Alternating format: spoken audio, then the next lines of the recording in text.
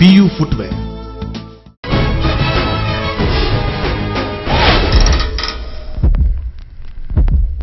മതം ശാസ്ത്രീയ അടിസ്ഥിതമാണ് എന്ന് അവകാശപ്പെടുന്നു. ഇത് എത്രത്തോളം സത്യമാണ്? മതവും ശാസ്ത്രവും തമ്മിൽ ബന്ധമുണ്ടോ? അല്ലെങ്കിൽ അവ വ്യത്യസ്തമാവുന്നത് എങ്ങനെയാണ്? വാസ്തവം ഇത് അന്വേഷിക്കുകയാണ്.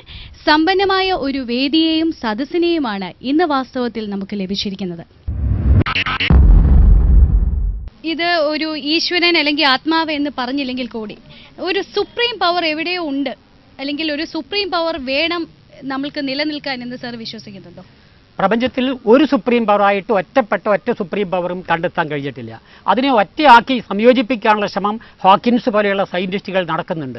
8 പ്രധാന ഊർജ്ജങ്ങളാണ് ഇന്ന് പ്രപഞ്ചത്തിൽ നിലനിൽക്കുന്നത്. ആ 8 ശക്തികളെയും യുക്തിവാദികൾ അംഗീകരിക്കുന്നുണ്ട്. പക്ഷേ ആ ശക്തികൾക്കൊന്നും ഇച്ഛാശക്തി ഇല്ല എന്ന വസ്തുത നാം തിരിച്ചറിയണം. സൂപ്പർ പവർ എന്ന പദം കൊണ്ട് നിങ്ങൾ അർത്ഥമാക്കുമ്പോൾ അതൊരു ഭൗതിക ശക്തി മാത്രമല്ല, അത് ഇച്ഛാശക്തിയുള്ള ദൈവം എന്ന സങ്കല്പത്തിലേക്ക് കാര്യം എത്തിക്കുന്നതാണ്.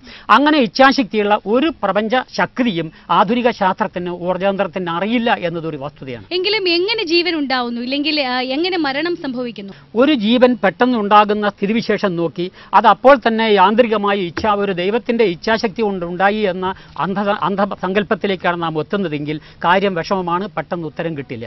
നേരെ മറിച്ച് ആ കോശത്തിന്റെ ഓരോ ഘടകവും ഏതെല്ലാം ചരിത്രഘട്ടങ്ങളിലൂടെ കടന്നു വന്നുവെന്ന് പരിണാമശാസ്ത്രം പഠിക്കാതെ ഒരു കോശത്തിന്റെ ഉൽപ്പത്തി പോലും കൃത്യമായി നിർവചിക്കാൻ പറ്റില്ല. നിങ്ങളുടെ ചോദ്യം പരിണാമശാസ്ത്രത്തിന്റെ പ്രാഥമിക ബയോകെമിക്കൽ ചേഞ്ചസ് മുഴുവൻ പറഞ്ഞാൽ മാത്രം ക്ലിയർ ആകാവുന്ന ഒരു ചോദ്യമാണ്. അത് അറിയുന്നവർക്ക് ഇക്കാര്യത്തിൽ ഒരു സംശയവുമില്ല. ഓക്കെ സർ, ഒരു മതപരമായ നന്മകൾ അല്ലെങ്കിൽ മതം കൊണ്ട് മനുഷ്യർക്ക് ലഭിക്കുന്ന നന്മകൾ. അണോരണീയാൻ മഹതോ മഹീയാൻ ആത്മാഗുഹായാം നിഹിതോസ്യ ജന്തോ.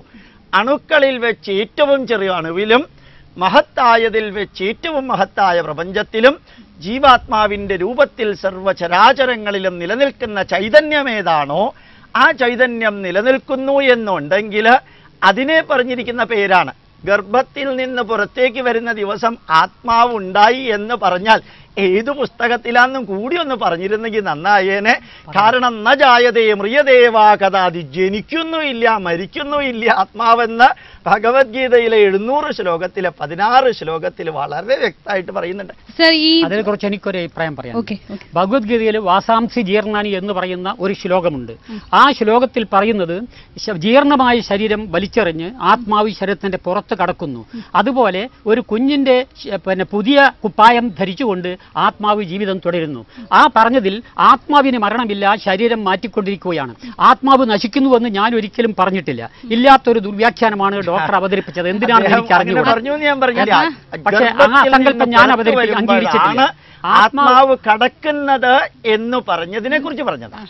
ആത്മാവ് കടക്കുമ്പോഴാണ് ജീവൻ ലഭിക്കുന്നതെന്നും ആത്മാവ് പുറത്തു പോകുമ്പോഴാണ് മരണം സംഭവിക്കുന്നതെന്നും വാസാംസി ജീർണാനി എന്ന് തുടങ്ങുന്ന ശ്ലോകം ഭഗവത്ഗീതയിലുള്ളതാണ്. അതിൽ ആത്മാവിന്റെ ശാശ്വതത പറയാനാണ് ശരീരത്തിന്റെ നശ്വരതയെക്കുറിച്ച് സൂചിപ്പിച്ചിട്ടുള്ളത്. ഇവ തമ്മിൽ ബന്ധപ്പെടുത്തുമ്പോൾ ആത്മാവില്ലെങ്കിൽ ജീവനില്ല, ആത്മാവ് ഉണ്ടെങ്കിൽ മാത്രമേ ജീവനുള്ളൂ എന്ന് പറയുന്ന പ്രശ്നത്തെ ജൈവശാസ്ത്രപരമായി ബന്ധപ്പെടുത്തി പറയുമ്പോൾ ആത്മാവിന്റെ അസ്തിത്വമില്ലാതെ ജീവൻ വ്യാഖ്യാനിക്കാൻ കഴിയും എന്നാണ് ഞാൻ പറഞ്ഞതിന്റെ അർത്ഥം. ഓക്കെ, ശ്രീ രാജഗോപാലിലേക്ക് വരാം. സാർ, ഇതിനെക്കുറിച്ച് അഭിപ്രായം ഉണ്ട്. അസ്ഥിരമായ പ്രമാണങ്ങളിൽ നിന്ന് അസ്ഥിരമായ സിദ്ധാന്തം ഉണ്ടാകുന്നതാണ്. തെറ്റായ ഒരു കാര്യം പറഞ്ഞു വെച്ചാൽ തെറ്റിനെ തെറ്റുകൊണ്ട് സ്ഥാപിക്കാൻ ശ്രമിക്കുന്ന ഒരു തന്ത്രമാണ് സാർ ഉപയോഗിച്ചത്. ചില കുറേ സംസ്കൃത ശ്ലോകങ്ങൾ ഉദ്ധരിച്ച് അതായതെന്തോ ഇതായതെന്തോ എന്നൊക്കെ പറയും. നമുക്ക് ഉദ്ധരിക്കാൻ ധാരാളം ശ്ലോകങ്ങളുണ്ട്, അല്ലെങ്കിൽ ധാരാളം സുറിയാനി നമുക്ക് പറയാം. പക്ഷെ ആർക്കും മനസ്സിലാവില്ല. ആർക്കും മനസ്സിലാവാത്ത കുറേ വാചകങ്ങൾ അടിച്ചിട്ട് അതെന്താണോ ഇതെന്താണോ ബ്രഹ്മം എന്താണ് ആത്മാവ് എന്താണ് എന്ന് ഇന്നുവരെ ഒരു മതചിന്തകനും പറഞ്ഞിട്ടില്ല.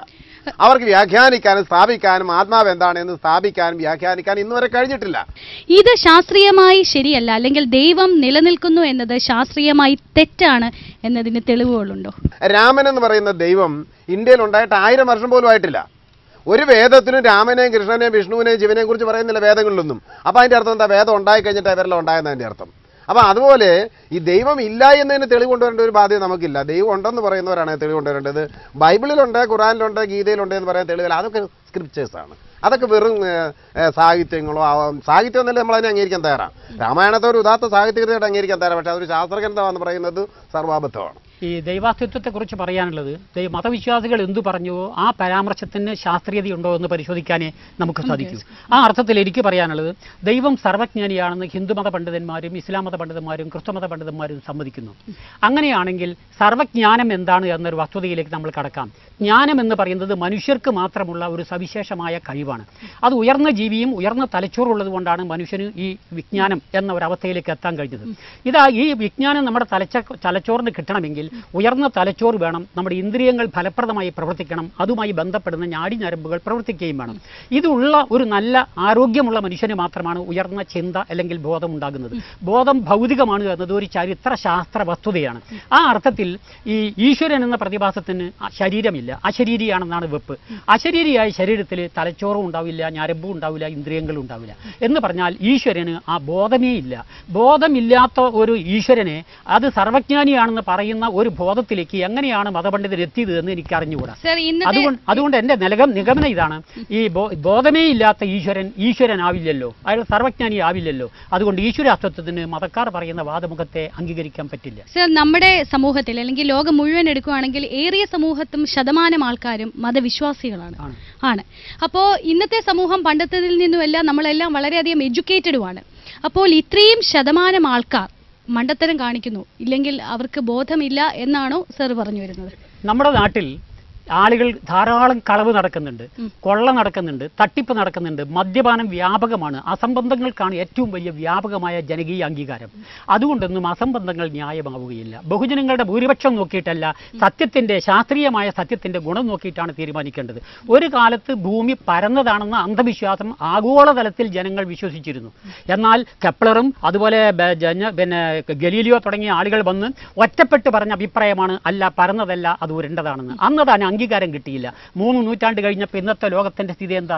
സാർവത്രികമായി അന്ന് എതിർത്തവരടക്കം ഇതിനെ അംഗീകരിക്കുന്നു. അപ്പോൾ ഒരു ഭൂരിപക്ഷ അഭിപ്രായം നോക്കി ശാസ്ത്ര സത്യങ്ങളെ മാനിക്കാൻ പറ്റില്ല.